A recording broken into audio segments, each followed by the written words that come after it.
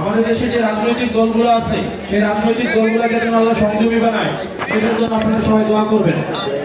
এবং কিছু দল আছে যারা চাঁদাবাজে যুক্ত, দুর্নীতিতে যুক্ত, যারা বিভিন্ন দখলে যুক্ত, যারা মব সৃষ্টি করে ব্যাংক দখল করে, তারা বিভিন্ন ব্যাংক দখল করে এখন চেয়ার দখল করছে, কিছুদিন পরে ব্যাংক দখল করবে।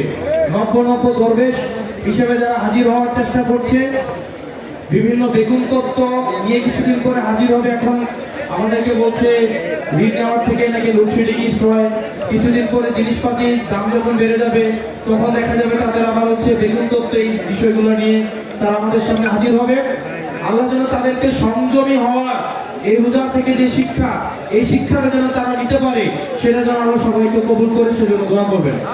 আমাদের জন্য দোয়া করবেন। আল্লাহ যেন আমাদের সবাইকে, আমরা যে উদ্দেশ্যে আমরা ইনসাফের যে লড়াই নিয়ে আমরা হচ্ছে জনগণের আকাঙ্ক্ষা বাস্তবায়নের জন্য লড়াই করে যাচ্ছি, আল্লাহ যেন আমাদের সেই লড়াইয়ের মধ্যে মজবুতি দান করে আমরা যেন ইনসাফ কায়েম করতে পারি। আল্লাহ যেন আমাদেরকে সেই তৌফিক দান করে।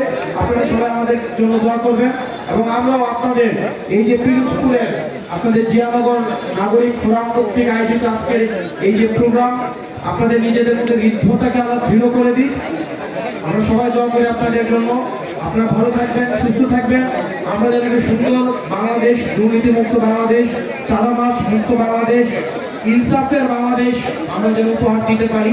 সেই পথটা অনেক দীর্ঘ, কিন্তু আমরা যেন সফল হতে পারি। আপনারা সবাই আমাদের জন্য দোয়া করবেন।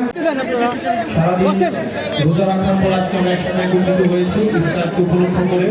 আল্লাহ আমাদের ইফতারকে, আমাদের রোজা, ইফতার, আমাদের সেটা সবকিছুকে কবুল করে নিই। এবং রোজার যে মাহাত্ম্য, আমরা রমজান থেকে যে আমরা শিক্ষা পাই, সংযমের যে শিক্ষা, আমরা যেন সংযমের এই শিক্ষা আমাদের ব্যক্তিগত পর্যায়ে, আমাদের সামাজিক জাতীয় পর্যায়ে যেন এই সংযমের শিক্ষাকে আমরা কাজে লাগাতে পারি।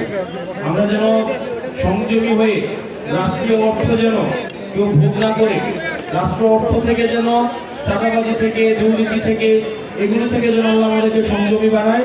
আপনারা সবাই দোয়া করবেন।